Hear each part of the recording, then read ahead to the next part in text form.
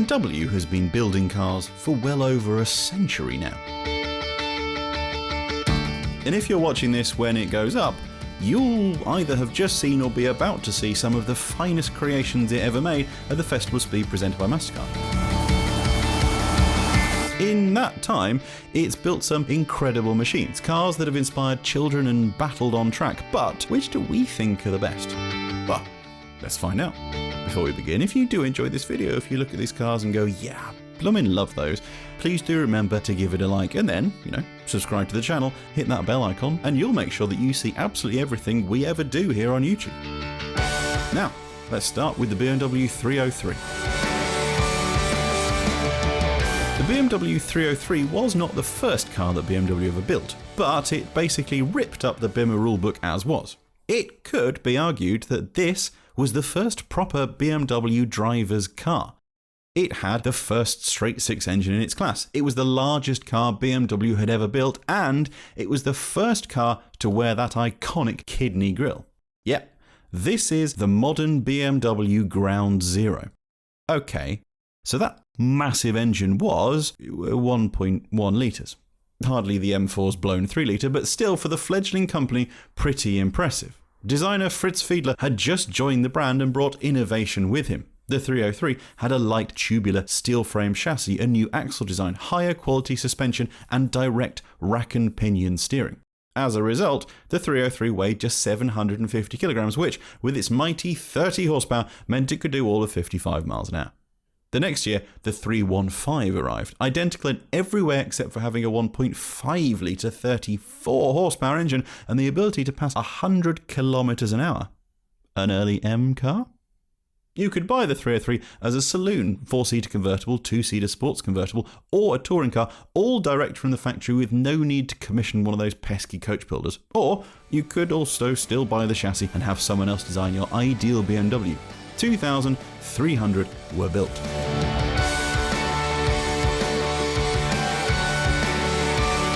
A decade or so ago, BMW 328 meant a rather pleasant saloon with quite a nice wafty 2.8 litre engine. But, and this is not to do the 3 Series a disservice, back in 1936 it meant a whole lot more. This grand open-topped sports car was designed by Peter Szymanowski, the future head of BMW design, and that man Fritz Fiedler. The original 328 would feature a stunning aluminium body plonked onto a steel ladder frame chassis. It had leaf springs front and rear and a big 2-litre straight-six engine under its bonnet. Fed by 3 Solex 30 JF downdraft carburetors, the M328 engine produced a staggering 80 horsepower at a heady 5,000 RPM sent through a 4-speed manual gearbox. It raced too.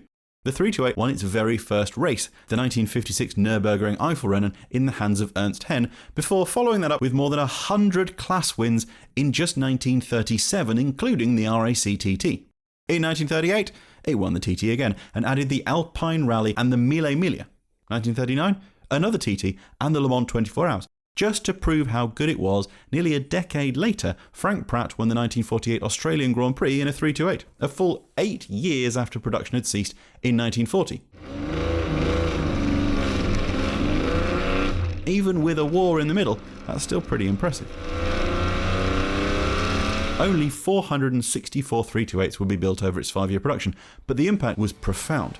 Not only did the 328 fully glue that kidney grille to every following BMW, it even inspired Bristol to pretty much copy its designs.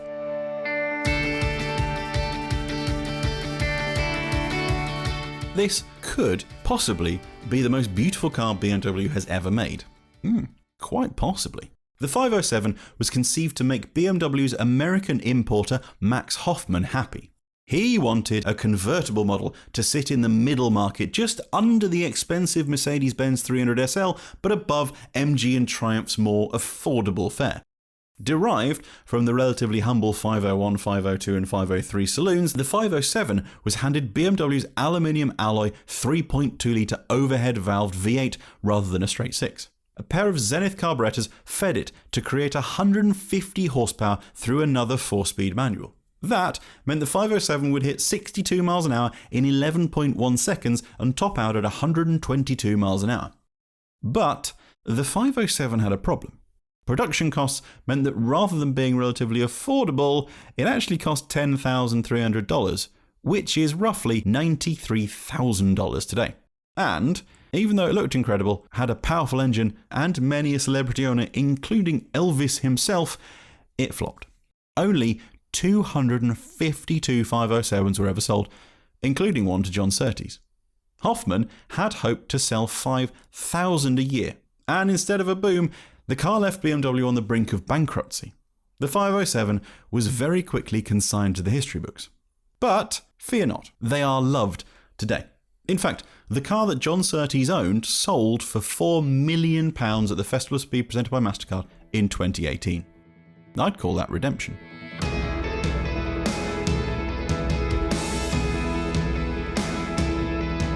Oh wait, did we jump the gun a bit on the most beautiful Bimmer? To call the BMW 3 Litre CSL a road car, well, it's kind of a bit like calling a whale a mammal. It's technically true, but in reality, it's different in pretty much every way to every other car on the list. Derived from the svelte E9 Coupe, the CSL was a homologation special to allow BMW to race in the European Touring Car Championship, and the first car developed by BMW's M division. It was a wide-bodied, lightweight performance weapon, the mother of every M car that followed.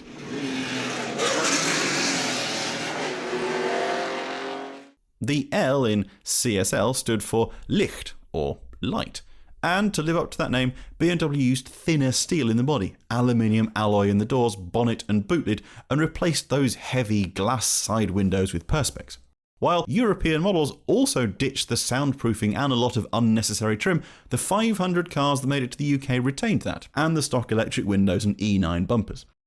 The engine was originally a 2,986cc straight six, but since the category it wanted to race in was for cars for over 3 litres, it was enlarged by a full 17cc to 3003cc and then again to 3153cc to properly comply with the rules. In this final spec, it produced 206 horsepower and 286 Nm of torque. The final homologation model in July of 1973 would gain the aerodynamic package of large air dam, short fenders, roof spoiler and rear wing that gave it that Batmobile nickname.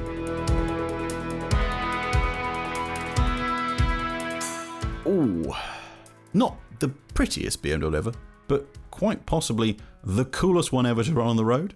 I mean, just look at that backwards 2002 turbo writing. It's there just to make sure that whoever you're following, they know exactly what you're equipped with. The 2002 took the standard 2002 TII engine and added Kugelfischer mechanical fuel injection and a KK&K turbo to make it the first turbocharged BMW to ever go into production. That meant that this little saloon had an impressive, if erratic, 172 horsepower and 214 Nm of torque, significantly more potent than the car it was based upon. However, this was the very early days of turbocharging, so the lag was real. Owners reported extremely poor performance below 4,000 RPM, at which point all hell broke loose, and the 2002 instantly quadrupled its torque, catching a fair few owners out and off into the weeds. Even so, the 2002 turbo remains beloved, and, because of the oil crisis, only 1,672 were ever built. So, to see one on the roads, or even better, get the chance to experience this dollop of turbo lag is a real rare treat. Before we move on, we'd just like to say thank you very much for watching this video. We do really appreciate it, and remind you that if you do enjoy it, please do give it a like. Right, let's have a look at the Z8. A BMW with a license to thrill? Eh? Oh, I'm sorry. After starring in the 1999 Bond extravaganza The World Is Not Enough, a film with a vaguely comical Robert Carlyle as the bad guy and a 52% rating on Rotten Tomatoes, the Z8 still struggled to be loved in its time. But age has been kind to it and its fans, and values have only grown. The car didn't actually debut until 7 months after the film was released, so the car that Pierce Brosnan drives was, allegedly, a Corvette engine in a kit car chassis with a Z8 body. The Z8 reportedly began its life as a styling exercise to reinvent that unloved 507 and had the same S62 engine as the contemporary E39 M5 in an all-aluminium chassis and body. With 4.9 litres to play with, it had 400 horsepower and 500 Nm of torque, meaning it could rocket to 62 miles an hour in just 4.7 seconds. As if to finish it off, each of the limited number of cars was sold with the promise of spare parts being available for 50 years. So, if you can get a hold of an early one now, you could still be being overcharged for a factory installation in 28 years' time.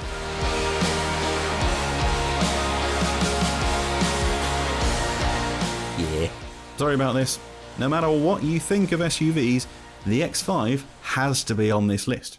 While the Cayenne may have stirred the world's SUV anger the most when it arrived at the start of the century, it was the X5 in 1999 that made the SUV seem more, well, normal. BMW tried to refer to it as an SAV, a sports activity vehicle, due to its on-road prowess, but it's an SUV with a kidney grille. And it turned out, well, we like that idea. Sold with either the classic straight 6 or a V8, the X5 would sell like hotcakes. And even today, the pure reliability of X5s makes them desirable workhorse fodder on the second-hand market. Second, third and fourth generations followed, as have, shock horror, M-badged models. And the X5 has launched a huge array of sibling X cars in the BMW portfolio. The X5 was truly the right car at the right time, showcasing that BMW wasn't just able to make saloons and estates, and hitting the market just before Europe went SUV mad.